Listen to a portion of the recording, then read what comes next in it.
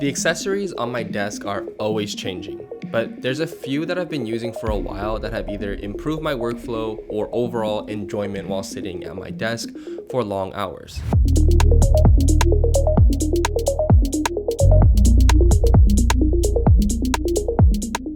First, the Logitech Creative Console. I've been testing out the Logitech Creative Console recently, so I was happy to include them in this video as a sponsor. As someone who edits content in Adobe Premiere Pro and Adobe Lightroom, it's been really fun using the keypad and the dial pad when editing. Now, within Premiere Pro, I've set custom shortcuts to speed up my editing workflow, like using the dial pad for scrubbing the timeline or resizing the frame, but one of the best features of the console is the action ring function. With the click of a button, you can bring up this action ring on the screen and hover over the setting you want to change to quickly make micro adjustments. With the Logic Options software, you can also fully customize your keypad, dial pad, and action ring functions. I've even set a productivity page that controls OS specific things like music, volume, web links, and even added a timer widget. Full transparency though, there are a lot of videos of this online, and while I do love it, there are still some limitations. It heavily supports primarily apps in the Adobe suite, and there is still a learning curve if you purchase this.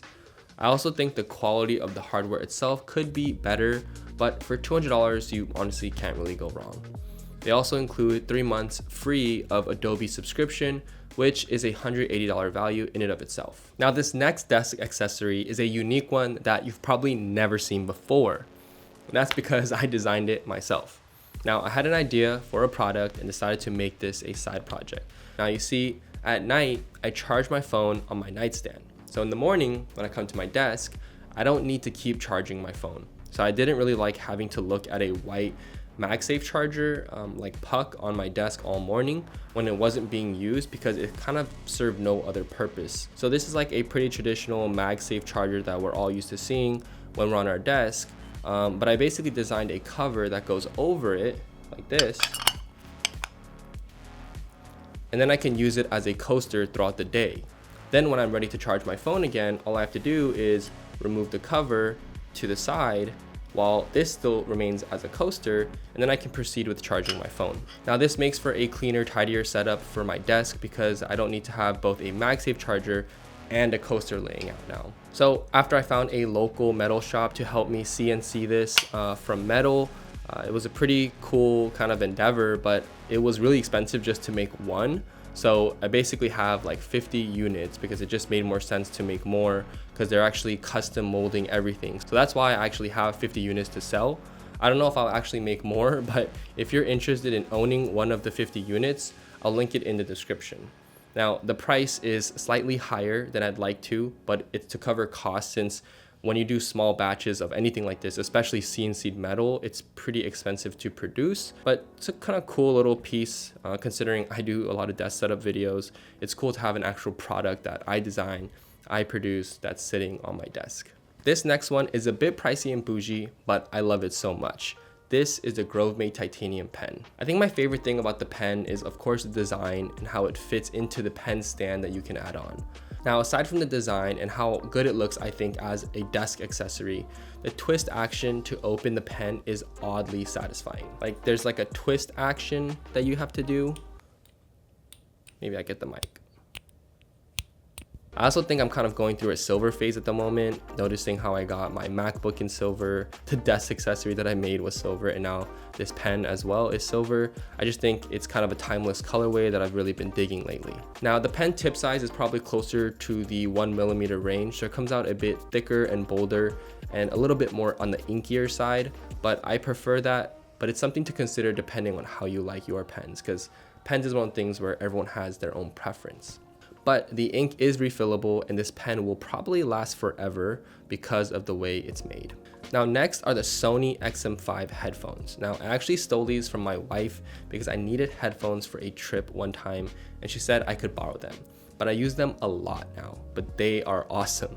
In the past, I tried Beats, Bose, and Apple, but for some reason I found these to be the most comfortable. They all sound good, but when it comes to over-ear headphones, comfort is the most important thing for me. I was really hoping Apple would update the AirPods Max last year, but the refresh that they did was so weak and I didn't want to pull the trigger and spend $500 on a pair of headphones. Now, I use these Sony headphones for traveling, working from home, coffee shop work sessions, and also calls. The noise canceling features are insane and work really well. I've been in insanely loud environments on a Zoom call, and the microphone does a great job at isolating my voice. I don't know why, but for me personally, I prefer to hear what's going on around me even with my headphones on, unless I'm traveling on a plane. Now, that's the only time I'll turn the noise canceling on to its highest mode. But from a design perspective though, I think I just like how these headphones look.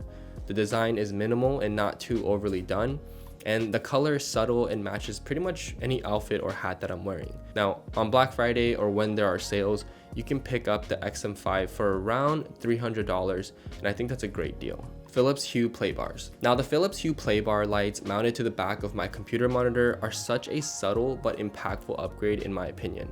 At night, when there's no more natural light, the play bar lights give the setup a nice kind of hue, even with the big light that I've mounted in the corner. Something about the monitor area felt kind of flat, so the Philips Hue play bars really give it that extra ambience that make the space feel a bit more cozy and welcoming. Now, it also helps with a bit of eye strain and separating the bright monitor from the wall, and the play bars are fully RGB and you can assign any color, but I pretty much only stick with daylight color or warmer hue. Now, I will say the Philips Hue lights aren't necessarily the cheapest option when it comes to smart lighting, but it's not really something you're changing all the time, so I wanted to make the investment since I found the Philips Hue app to be much better than the cheaper alternatives. If you made it this far in the video, I'd really appreciate it if you could subscribe or leave a comment, hoping to post much more this year, so every single subscriber counts. Also, all the products I've mentioned in this video will be linked below. Thanks, and I'll see you in the next one. Peace.